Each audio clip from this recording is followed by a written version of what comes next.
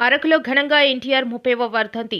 అల్లూరి జిల్లా అరకులోయ ఎన్టీఆర్ గ్రౌండ్ వద్ద స్వర్గీయ దివంగత మాజీ ముఖ్యమంత్రి నందమూరి తారక రామారావు విగ్రహానికి అరకు నియోజకవర్గ incharge Vizianagaram zone RTC chairman సిఆర్ఈ దొన్నుదొర స్థానిక టీడీపీ శ్రేణులతో కలిసి విగ్రహాన్ని పూలమాలలు వేసి నివాళులర్పించారు.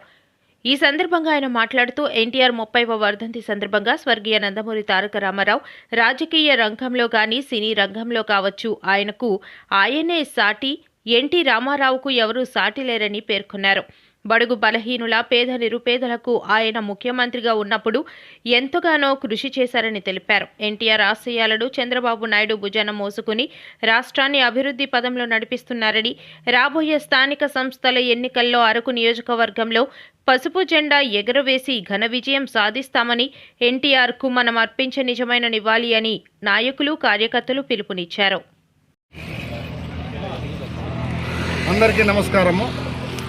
ఈరోజు అరకువేలి నియోజకవర్గం అరకువేలిలో స్వర్గీయ ఎన్టీ రామారావు గారి 30వ వర్ధంతి ఘనంగా నిర్వహించడం జరిగింది.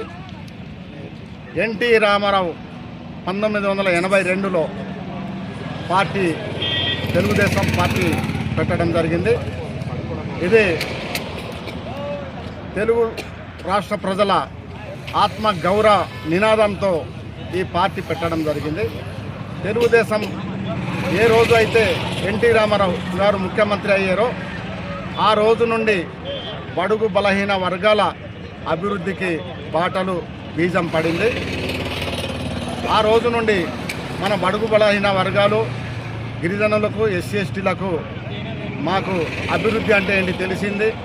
మా గ్రామానికి పాఠశాలలు వచ్చాయి, మా గ్రామానికి కరెంట్ వచ్చింది, మా గ్రామానికి రోడ్డు వచ్చింది, మా గ్రామానికి మంచినీళ్ళు వచ్చింది. మా రాజకీయం అంటే ఏంటి తెలిసింది.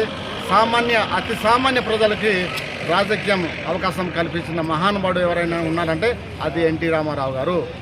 ఒక రాజకీయ రంగంలోనే కాదు, సినీ రంగంలో కూడాను ఆయన మకుటం లేని మహారాజు. ఆయనకి రాజకీయంలో కావచ్చు, సినీ రంగంలో కావచ్చు, ఆయనే సాటి. ఎన్టీ రామారావు గారికి ఎవరు సాటి లేరు. ఆయన ఒక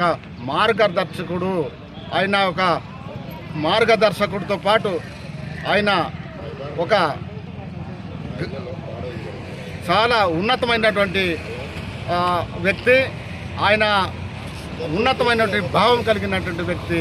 ఆయన మార్గంలో మనమందరము తెలుగుదేశం పార్టీ శ్రేణులందరూ ఆయన చూపిన మార్గంలో నడిచి పార్టీని బలోపేతం చేసి రాబోయే రోజుల్లో మనము ఈ అరకు నియోజకవర్గంలో 2029లో